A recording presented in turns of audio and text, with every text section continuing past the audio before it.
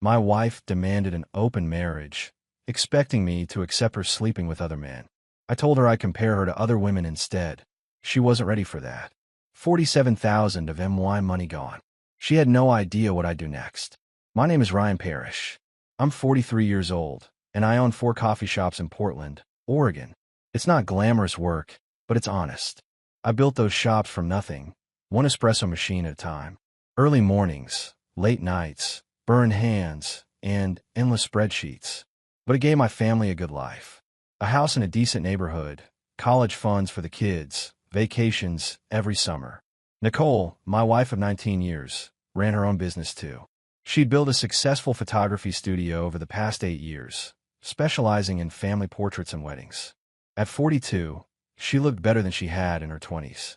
All those yoga classes and green smoothies paid off. I was proud of her success, even when it meant our schedules rarely aligned anymore. We have 2 kids. Savannah is 17, my beautiful, stubborn daughter who inherited her mother's sharp tongue and my work ethic. Then there's Henry, our 7-year-old surprise blessing, who still thinks I hung the moon. The age gap between them was never planned, but Henry brought joy back into our house when Savannah entered her moody teenage years. It was a Thursday night in late September when everything shattered. I just come home from the Highland Park location, my newest shop. Inventory issues had kept me there until almost 10. The house was quiet except for the hum of the dishwasher. Henry was asleep upstairs. Savannah's light was on, probably texting her friends or watching videos. Nicole sat at the kitchen table, still dressed in her work clothes, a glass of wine in front of her. Not her first, judging by the flush in her cheeks. "We need to talk," she said. Those 4 words. Every married man knows what they mean. Nothing good ever follows them. I grabbed a beer from the fridge and sat down across from her. "Okay, what's going on?" She took a breath, and I watched her carefully arrange her words. "I've been thinking about our marriage, Ryan. About us." My stomach tightened, and I feel trapped. She looked directly at me. No tears, no trembling. Just cold certainty. "I need freedom. I need to explore who I am outside of being your wife, outside of being a mother." "What does that mean exactly?" I kept my voice level, but my hands gripped the beer bottle hard enough to hurt. "I want us to open our marriage," Nicole said. "I want the freedom to see other people, to experience life without restrictions." The words hit me like a physical blow. I stared at her, this woman I'd loved since college, and felt something fundamental shift inside me. "You want to sleep with other men," I said flatly, "and you expect me to just accept that." "It's not about you," she insisted. "It's about me finding myself again." I laughed, a bitter sound that surprised us both. "Finding yourself? That's what you're calling it. Ryan, please try to understand." "No." I cut her off, my voice going cold. "Here's what I understand, Nicole. You want your freedom? Fine. But don't expect me to sit here like some pathetic doormat while you chase whatever fantasy you've cooked up." Her eyes narrowed. "What's that supposed to mean?" I leaned forward, meeting her gaze without flinching. "It means if you want the freedom to compare me to other men, then I'll take the freedom to compare you to other women. Let's see how you like that arrangement." The color drained from her face. "That's not the same thing, isn't it?" I stood up, the chair scraping against the floor. "You want to rewrite the rules of our marriage? Then we both play by the new rules." "You're being cruel," she whispered. "No, Nicole. I'm being honest. Maybe for the first time in a long time." I walked toward the stairs, then turned back. "Think carefully about what you're asking for. Because once you open this door, you can't close it again." I left her sitting there and climbed the stairs to check on Henry. My hands were shaking as I watched my son sleep, his small chest rising and falling peacefully. He had no idea his world was about to fall apart. Neither did I know how much worse things would get. I didn't sleep that night. Couldn't. I lay in bed staring at the ceiling, replaying Nicole's words over and over. When dawn finally broke, I went through the motions. Made coffee, got Henry ready for school, pretended everything was normal. Nicole avoided me. She left early for a client meeting, barely saying goodbye to Henry. Our son noticed nothing wrong. At 7, his biggest worry was whether I'd remember to pack the good cookies in his lunch.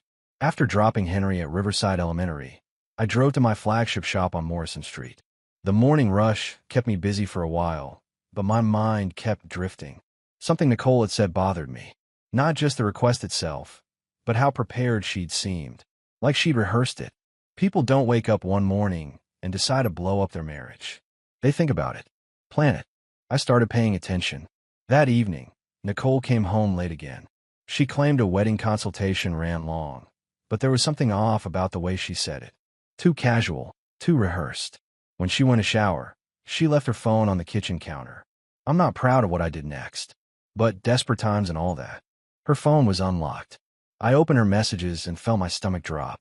The name at the top of the list was Kyle Richardson, my best friend since college. The guy who'd been the best man at our wedding. The thread was long, going back months. I scrolled through, my hands shaking. Can't wait to see you Thursday. Last time was amazing. Thinking about you. This is getting harder to hide. Ryan suspects nothing. He's too busy with his shops.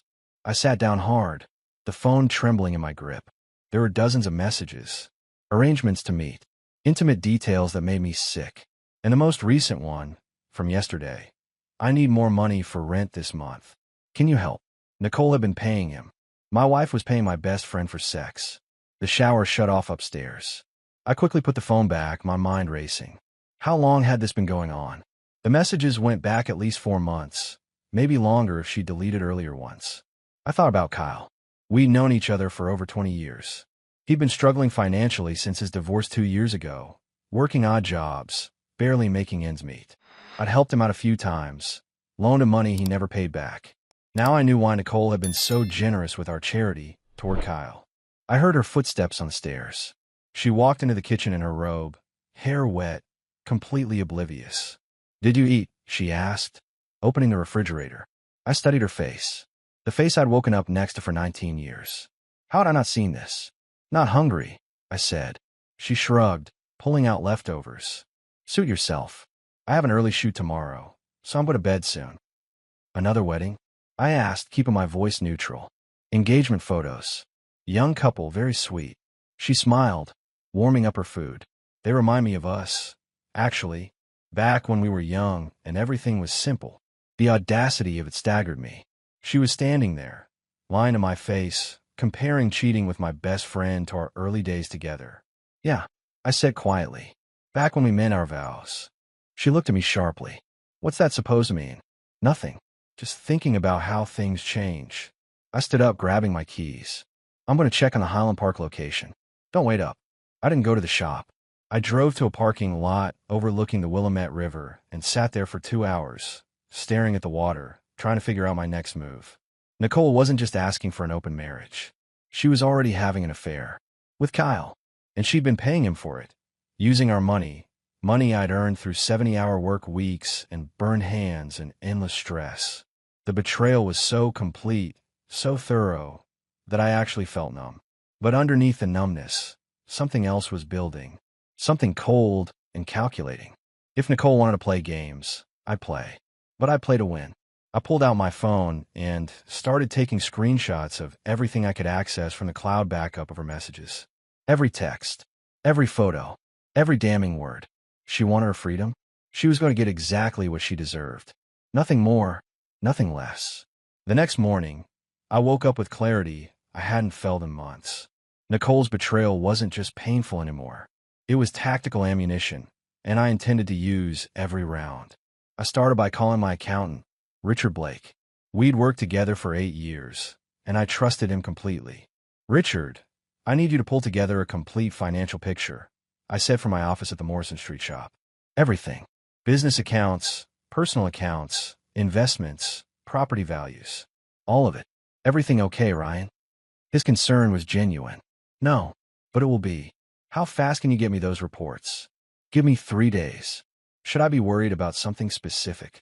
"Just be thorough, especially any transactions from our joint accounts over the past year. I want to see where every dollar went." After hanging up, I opened my laptop and created a new folder, password protected. Into it went screenshots of Nicole's messages with Kyle. I backed everything up to 3 separate cloud services. Evidence has a way of disappearing when people get desperate. My phone buzzed. Kyle's name appeared on the screen.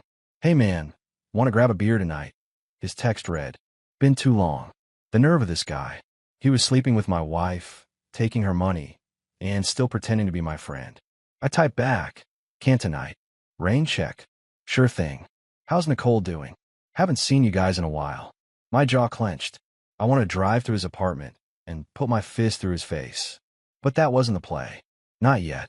She's good. Busy with work, I replied, then put the phone down before I said something stupid. That afternoon, I met with Patricia Langford, a divorce attorney whose name I'd gotten from a business associate. Her office was downtown, all dark wood and leather chairs. The kind of place that charged by the minute. Mr. Parrish, what brings you in today? She was probably 60, gray hair pulled back, sharp eyes that missed nothing. I need to understand my options, I said, sliding a folder across her desk. My wife asked for an open marriage. I discovered she's already having an affair with my best friend. She's been paying him for sex using our joint account. Patricia opened the folder, scanning the printed screenshots.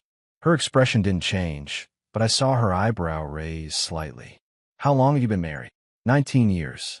We have 2 kids, 17 and 7. Oregon is a no-fault divorce state, she said, setting down the papers. Adultery doesn't technically affect the divorce itself, but it absolutely matters for custody and asset division, especially if marital funds were used inappropriately. That's what I thought. You've documented everything. She gestured to the folder. Screenshots, dates, amounts. My accountant is pulling complete financial records. I'll have those in 3 days. She nodded approvingly. Smart. Don't let her know you're preparing. The element of surprise is crucial. Does she have any idea you've discovered the affair? No. She thinks I'm still considering her open marriage proposal. Good. Keep it that way. Patricia leaned forward. Here's what we're going to do. We'll file for divorce with full custody of both children. We'll document every inappropriate transaction, every lie, every instance of parental neglect, if we can prove it. Has your daughter noticed anything unusual about her mother's behavior? I thought about Savannah. How she'd been distant lately, spending more time in her room, less willing to talk. Maybe. I'm not sure. Talk to her. Carefully. Don't lead her, but find out what she knows. If your wife has been indiscreet, your 17-year-old daughter might have seen something. That thought made me sick. The idea that Savannah might know her mother was cheating, might be carrying that burden alone. What about the house? The businesses? Your coffee shops are your separate property, correct? You owned them before marriage. Started the first 6 years into marriage. Built the rest after. That complicates things slightly, but we can argue they're primarily your effort and expertise. The house, assuming it's jointly owned, will likely need to be sold or bought out. But given her misuse of marital funds and the affair, we have leverage. I left her office 2 hours later with a retainer paid and a strategy in place. For the first time since Nicole's confession, I felt like I was doing something instead of just reacting. That evening, I came home to find Savannah in the kitchen, making herself a sandwich. Nicole was out again, naturally. Hey, sweetheart, I said, grabbing a beer from the fridge. Hey, Dad. She didn't look up. Everything okay? She shrugged. I guess. I sat down at the table, watching her. She'd grown up so fast. Sometimes I still saw the little girl who used to sit on my shoulders, but now she was taller, sharper, carrying weight I didn't fully understand. You know you can talk to me about anything, right? Savannah finally looked at me, and something flickered in her eyes. Fear. Guilt.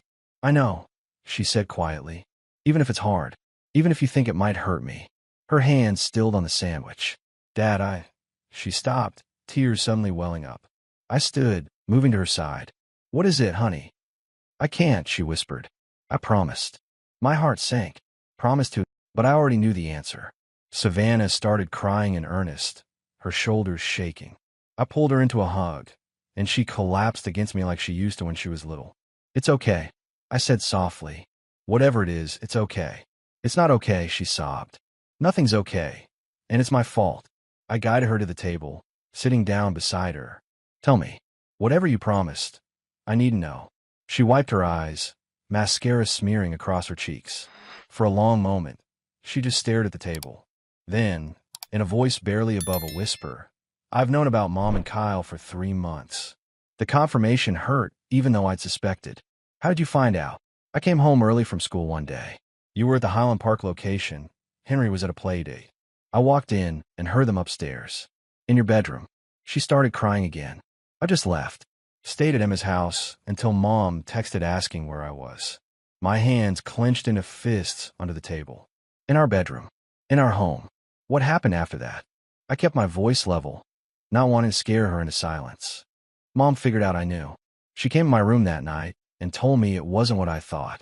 She said you and her had an understanding, that your marriage was complicated, that I wouldn't understand adult relationships. Savannah's voice turned bitter. She said if I told you, I'd be destroying our family, that it would hurt Henry, that you'd fall apart. And you believed her? I didn't know what to believe. She looked at me, eyes red and desperate. She's my mom, and she kept saying it was about her being unhappy, about needing something you couldn't give her. She made it sound like it was somehow your fault. I took a breath, pushing down the rage. Not at Savannah. Never at her. Honey, listen to me. None of this is your fault. And none of it is your responsibility to carry. Your mother put you in an impossible position. I should have told you, she whispered. You were protecting Henry. You were trying to keep our family together. That's not wrong. I reached over, taking her hand. But you need to know something. Your mom and I don't have an understanding. She asked for an open marriage last Thursday. I said no. What she's doing with Kyle isn't about complicated adult relationships. It's called cheating. Savannah's eyes widened. She lied to me? Yes. About all of it. Probably. I squeezed her hand. Has Kyle been here other times? She nodded miserably. Twice that I know of. Always when you're working late. Mom makes sure Henry is asleep or at friends' houses. Has she been different lately? Spending more money. Acting secretive. Yeah. She bought new clothes. Goes out more. She's on her phone constantly. Savannah paused. Dad, what's going to happen? Honestly, I don't know yet. But I promise you this. I'm going to handle it. You don't have to carry this secret anymore. She looked at me with something like relief. Are you going to divorce her? Probably. Good. The word came out fierce. She doesn't deserve you. What she did to you, to us, making me lie for her. Savannah shook her head. I'm so angry at her. That's understandable. But Savannah, I need you to do something for me. What? Don't tell your mother we talked about this. Not yet. Can you do that? She hesitated. Why? Because I need to make sure everything is in place before I confront her. To protect you and Henry. Can you trust me on this? Okay, she said slowly. But Dad, when you do confront her, I want to be there. I'm done protecting her. I studied my daughter's face. Somewhere in the past 3 months, she'd stopped being a kid. The anger in her eyes was adult, earned through betrayal and forced complicity. We'll see, I said. First, I need to talk to a few more people. That night, after Savannah went to her room and Nicole came home with another flimsy excuse about a late client, I sat in my office and added notes to my evidence file. My daughter's testimony would be devastating in court. A 17-year-old forced to keep her mother's affair secret, manipulated into silence with lies. Nicole had no idea what was coming. I pulled up Kyle's social media, looking at his recent posts. Photos from restaurants I knew he couldn't afford. A new leather jacket. Concert tickets. All funded by my wife, with my money. My phone buzzed. A text from Patricia Langford. Financial subpoena drafted. Ready when you are. I typed back. Hold for now. Gathering more evidence. We'll move within 2 weeks. 2 weeks. 14 days to build an airtight case. To secure my children's future. To make absolutely certain that when I brought the hammer down, Nicole would have nowhere to hide. I looked at the family photo on my desk. Taken 2 years ago at the coast. Nicole smiling. Savannah laughing. Henry making a silly face. Me with my arm around them all. That family was gone. But I built a new one from the ashes. And this time, it would be built on truth. Monday morning, Richard called with the financial reports. What he found made my blood boil. Ryan, we have a problem, he said. Over the past 18 months, there have been regular withdrawals from your joint account. Cash, Venmo transfers, checks written to Kyle Richardson. Total comes to just over $47,000. $47,000. My hands tightened on the phone. That's not all. Richard continued. Remember those college funds you set up for Savannah and Henry? The accounts are nearly empty. $32,000 withdrawn over the past year. My kids' college money. Gone. Where did it go? Based on credit card statements, luxury purchases, designer clothes, jewelry, spa treatments. There's also a large payment to a cosmetic surgery center in Seattle. $15,000, paid 6 months ago. I sat back in my chair, the pieces clicking together. Nicole's sudden glow-up. Last year. The new wardrobe. The confidence. She'd stolen from our children's future to fund her affair. Document everything, I told Richard. Send it to Patricia Langford immediately. After hanging up, I made a decision. If Nicole wanted to play games, I'd show her what real psychological warfare looked like. That evening, I came home to find Nicole in the kitchen, preparing dinner, playing the dutiful wife. "Hey," she said, smiling. "I made your favorite. Pot roast. Thanks." I grabbed a beer, sitting at the table. "Hey, I've been thinking about what you said. About the open marriage." Her eyes lit up. "Really? Yeah. You might be right. Maybe we have grown apart." I took a sip of beer, watching her carefully. "I've been so focused on work, I haven't really noticed what's happening around me." "I'm glad you're starting to understand," she said, relief flooding her voice. "I am. In fact, there's this woman at work who's been really supportive lately. Stephanie Palmer. She's been helping me see things differently." Nicole's smile faltered. "A woman at work? Yeah, she's amazing. Really gets me, We've been talking a lot about life, relationships. She's made me realize how much I've been missing." "What do you mean, talking a lot?" Nicole's tone shifted, suspicion creeping in. "Oh, just coffee breaks, lunch sometimes. She invited me to dinner this weekend, actually. Thought it might be good to have someone to talk to who understands what I'm going through." I kept my voice casual. "Since you want us both to have freedom to explore connections with other people." "That's different," Nicole said quickly. "How?" "Because I'm talking about emotional honesty, not replacing our relationship." "Funny," I interrupted. "That's exactly what I'm doing. Stephanie makes me feel valued. She appreciates the work I do. Doesn't take me for granted." I stood up. "You wanted this, Nicole. You can't get upset when I actually consider it." Her face had gone pale. "You're trying to hurt me." "No. I'm trying to understand your perspective. Isn't this what you wanted? Both of us free to connect with others." I moved toward the stairs. "I'm going to check on Henry. Think about whether you really want this new arrangement." I left her standing there, and I felt a grim satisfaction. Let her feel what I'd been feeling. Let her imagine me with someone else. Upstairs, I found Savannah in her room. She looked up as I entered. "Was that Mom I heard yelling?" she asked. "Not yelling. Just realizing actions have consequences." I sat on her bed. "How are you holding up?" "Better, actually. Now that you know, I don't feel like I'm lying anymore." She paused. "What's going to happen?" "Soon," I said. "Very soon. This all comes to an end." 2 days later, everything was ready. Patricia had the financial documents, the evidence of adultery, the misappropriation of funds. My accountant had secured the business assets. I'd moved money into protected accounts. Wednesday evening, I asked Nicole to sit down in the living room. Savannah was at a friend's house. Henry was at his grandmother's for the night. "We need to talk," I said. She looked nervous, probably still thinking about my comments about Stephanie. "Okay," she said carefully. I placed a folder on the coffee table between us. "I want you to look at this." She opened it slowly. Inside were printed screenshots of her messages with Kyle. Photos of them together that I'd obtained from Kyle's social media. Bank statements showing the transfers. Medical records I'd subpoenaed showing the cosmetic surgery. The color drained from her face. "Where did you get these?" she whispered. "Doesn't matter. What matters is what they show." I leaned forward. 4 months of documented affair with Kyle Richardson. $47,000 in payments to him. $32,000 stolen from our children's college funds. $15,000 on plastic surgery to impress your boyfriend. "Ryan, I can explain." "No, you can't. There's no explanation that makes this okay." I pulled out another set of papers. "These are divorce papers. I'm filing tomorrow. I'm seeking full custody of both children based on financial fraud, adultery, and parental manipulation. You can't take my kids." Nicole's voice rose, panic setting in. "Your kids?" I laughed bitterly. "The ones whose college money you stole? The ones you ignored while screwing my best friend in our bedroom? The daughter you forced to keep your secrets?" She stood up, shaking. "Savannah told you. She didn't have a choice. You put a 17-year-old in an impossible position. You made her complicit in your betrayal. I never meant to hurt anyone. But you did. You hurt me. You hurt Savannah. And when Henry finds out, you'll hurt him too." I stood, facing her. "You wanted freedom, Nicole? Congratulations. You're about to get all the freedom you can handle.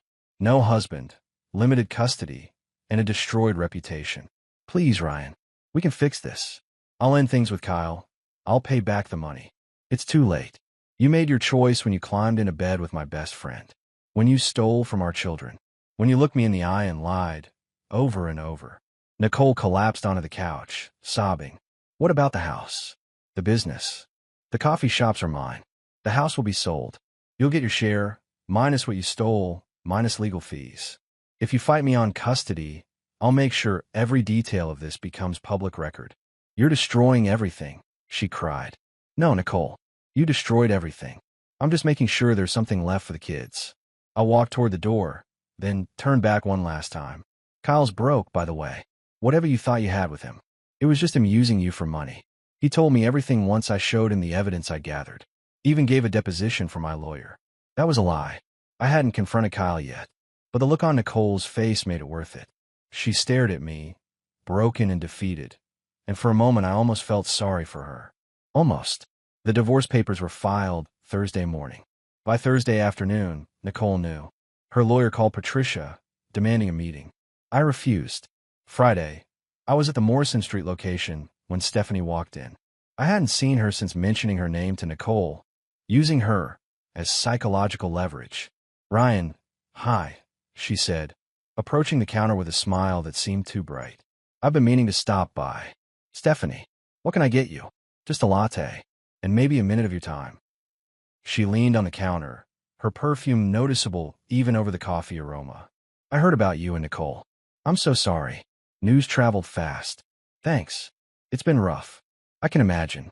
Listen, if you need someone to talk to, someone who understands what you're going through. She placed her hand over mine on the counter. I'm here. Anytime. Something about the gesture felt wrong. Too familiar. Too presumptuous. I appreciate that, I said, pulling my hand back to make her drink. But I'm managing. Are you, though? Her voice dropped, intimate. Because you seem really stressed. And you shouldn't have to go through this alone. I handed her the latte. Stephanie, I'm fine. Really. She took the cup but didn't leave. You know, I've always thought you were special, Ryan. The way you built this business. How dedicated you are. Nicole never appreciated what she had. Warning bells went off in my head. I should get back to work. Have dinner with me tonight, she said suddenly. Just as friends. You need to get out of your head for a while. I can't. I have the kids. Tomorrow then. Or Sunday. Whenever works. She smiled, but there was something predatory in it now. I really think we could be good for each other. After she left, I stood there feeling uneasy. I'd used Stephanie's name to make Nicole jealous, but I'd never actually been interested. Now it seemed Stephanie had gotten the wrong idea entirely. That evening, she texted, thinking about you. Hope you're doing okay. Then another. Let me know about dinner. I'm flexible. An hour later. Also, I make a mean lasagna if you'd rather something low-key at my place. I didn't respond to any of them. Saturday morning, she showed up at my house. I was in the garage, organizing storage boxes, when I heard her voice. Ryan, are you home? I walked out to find her standing in my driveway, holding a casserole dish. Stephanie, what are you doing here? I brought you dinner. Thought you could use a home-cooked meal. She moved toward the door like she planned to come inside. That's thoughtful, but you can't be here. I blocked her path. My kids are inside. So, I'd love to meet them. Her smile didn't waver. We're friends, aren't we? Stephanie, I appreciate the gesture, but this isn't appropriate. I'm going through a divorce. I'm not looking for anything right now. Her expression shifted, hurt flashing across her face. I'm just trying to help. I know, but I need space. From everyone. I took the casserole dish from her hands. Thank you for this, but please don't come by unannounced again. She stared at me for a long moment. Then something hardened in her eyes. Fine. I was just trying to be a good friend. But if you want to push everyone away, that's your choice. She left, tires squealing slightly as she pulled out of the driveway. Inside, Savannah stood by the window, watching. Who was that? Just someone from work. It's not important. Dad. She looked crazy. Like actually crazy. Savannah turned to me, concerned. What did you do? I sighed, sitting down at the kitchen table. I mentioned her name to your mother. To make a point about the open marriage thing. I think she took it the wrong way. You think? Savannah sat across from me. Dad. She just showed up at our house with food. That's stalker behavior. She wasn't wrong. What I'd thought was harmless psychological warfare with Nicole had created a completely different problem. My phone buzzed. A text from an unknown number. "You led me on. Made me think you wanted something. Now you're treating me like garbage." Then another. "I see how it is. You're just like every other man." Users. I blocked the number, but 5 minutes later, another text came from a different number. "You can't ignore me forever." "Dad." Savannah's voice pulled me back. "What's wrong?" "Nothing I can't handle," I said, though I wasn't entirely sure that was true. I'd used Stephanie as a pawn in my game with Nicole. Now the pawn had decided she was a queen, and I had no idea how to get her off the board. Monday morning brought a surprise. Nicole showed up at the Morrison Street shop during the morning rush with her lawyer, a sharp-dressed woman named Margaret Pierce. "We need to talk," Margaret said. "My client is willing to negotiate." I looked at Nicole. She looked terrible. Hollow eyes, weight loss, the confident woman I'd married replaced by someone haunted. "Anything you want to say goes through my lawyer," I told Margaret. "Patricia Langford." "Mr. Parrish, perhaps we could avoid making this uglier than it needs to be," Margaret pressed. "Too late for that." I turned back to the espresso machine. "You know where to send the paperwork."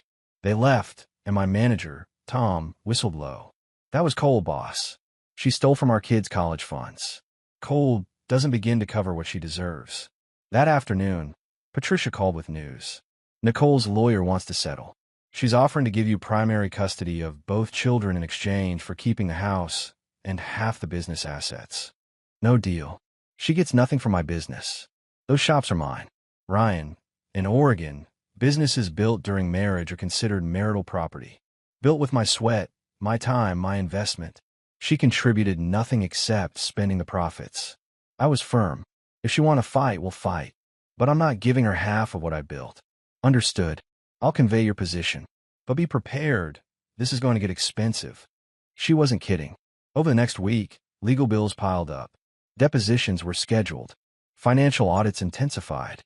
Nicole's lawyer fought every point, trying to paint her as a devoted mother who'd made one mistake.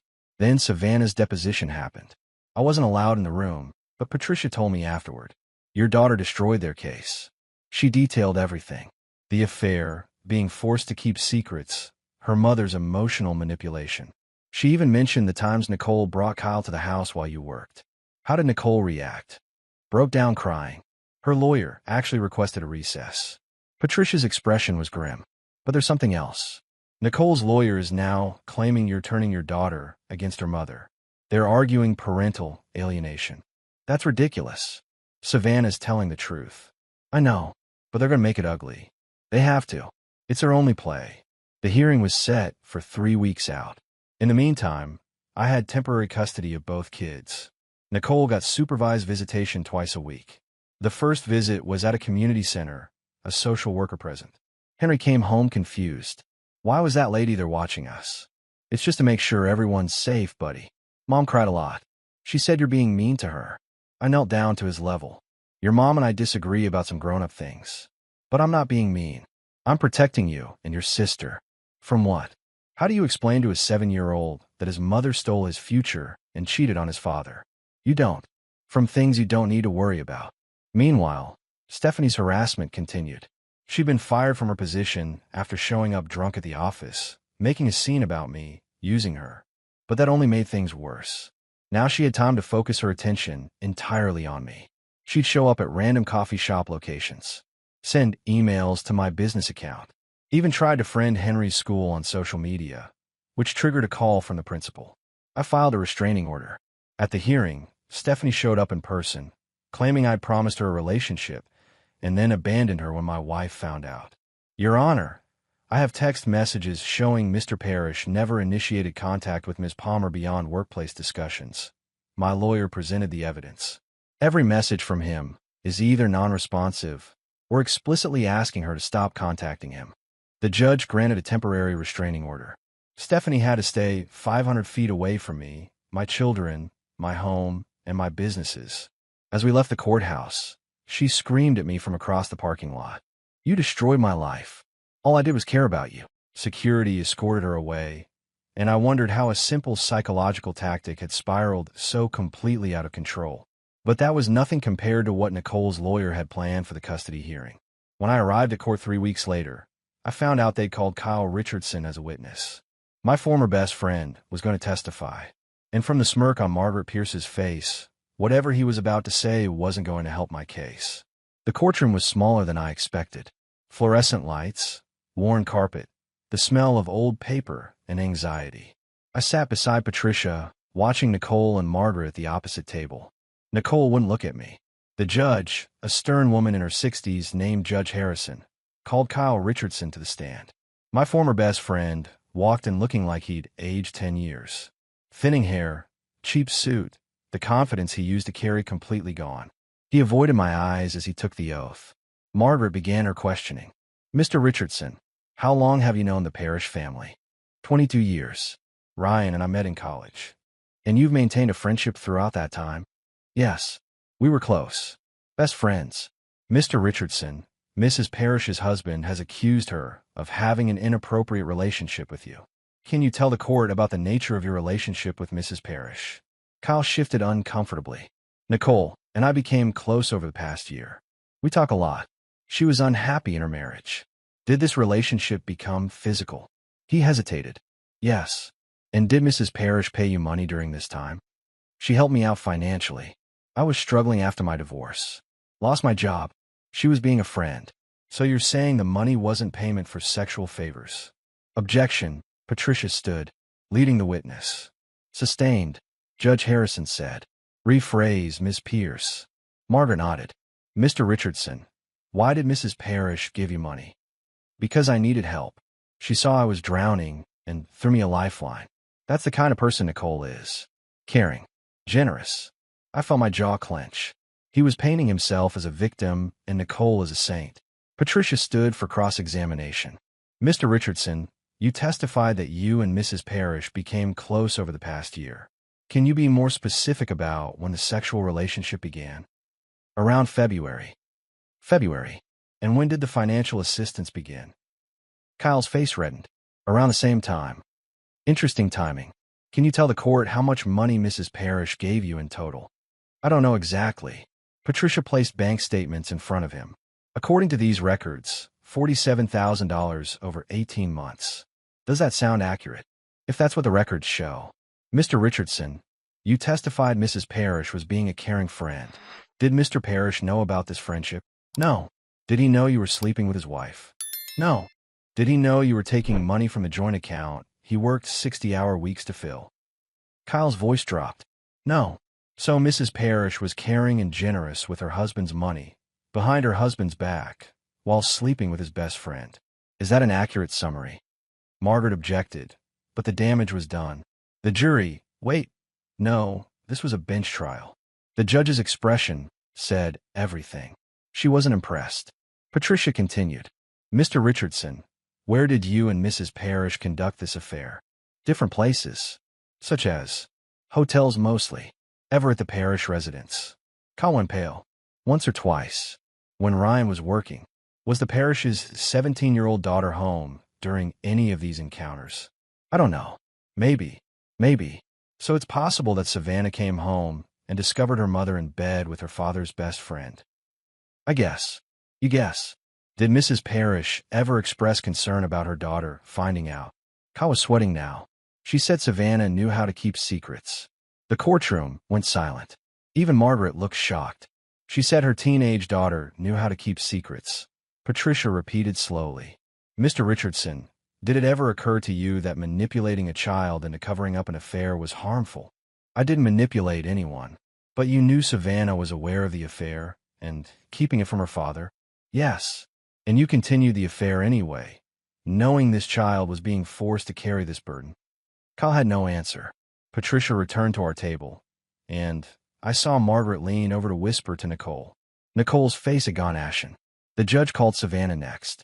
My daughter walked to the stand with her head high. She dressed conservatively, her mother's lawyer's instructions probably, but her expression was pure steel. Patricia approached gently. Savannah, I know this is difficult. Can you tell the court what happened the day you discovered your mother's affair? Savannah's voice was steady. I came home early from school. It was March 15th. I heard noises upstairs and went to investigate. I found my mother and Kyle Richardson in my parents' bedroom. What did you do? I left. Went to my friend Emma's house. I didn't know what else to do. Did your mother know you'd seen her? Yes. She came to my room that night. She said that Dad knew about it, that they had an understanding. She told me if I said anything, I'd destroy our family, that my little brother would be devastated. But your father didn't know, did he? No. She lied to me. She made me lie for her for 3 months. Savannah's voice finally shook. I had to look at my dad every day knowing what she was doing, and I couldn't tell him. I felt horrible. Why didn't you tell him? Because I believed her. I thought I was protecting Henry, protecting our family, but she was just protecting herself.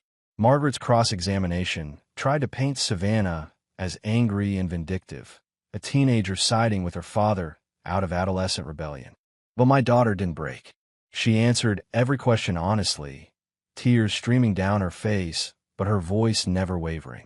When it was over, Judge Harrison recessed for deliberation. 2 hours later, we returned. The judge's verdict was swift and decisive. I find Mr. Parrish's evidence compelling and credible. Mrs. Parrish engaged in an extramarital affair, misappropriated marital funds, and manipulated her minor daughter into complicity. I'm granting Mr. Parrish primary physical custody of both children. Mrs. Parrish will have supervised visitation every other weekend until she completes counseling.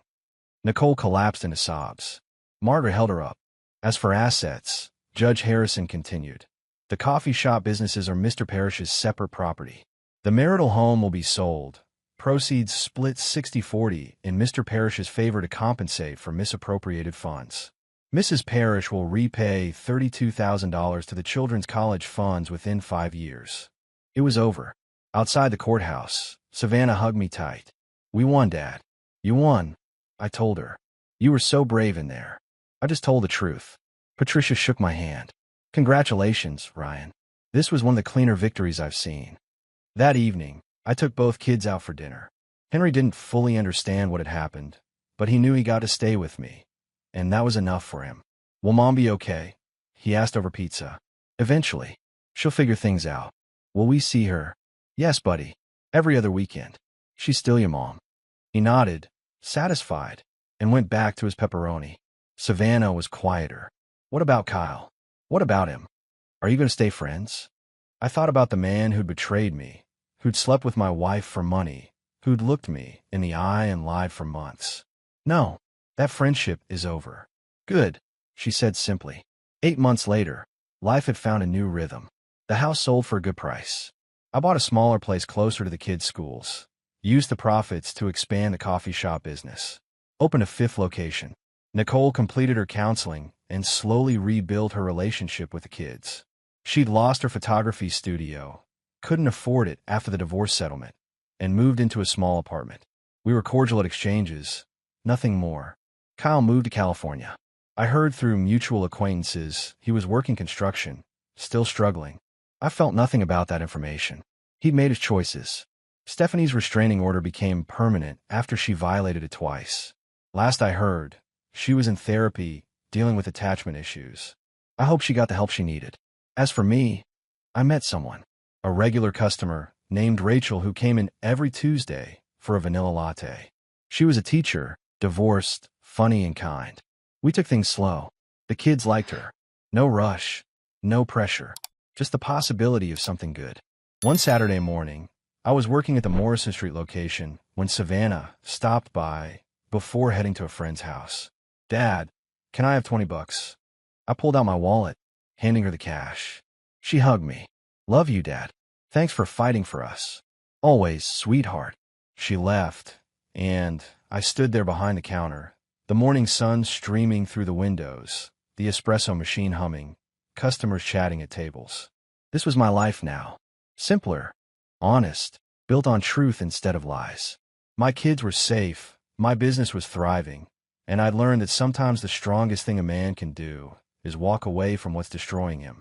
I didn't need Nicole's approval anymore. Didn't need Kyle's friendship. Didn't need anyone who couldn't see my worth. I had everything that mattered, and I'd built it myself, one decision at a time.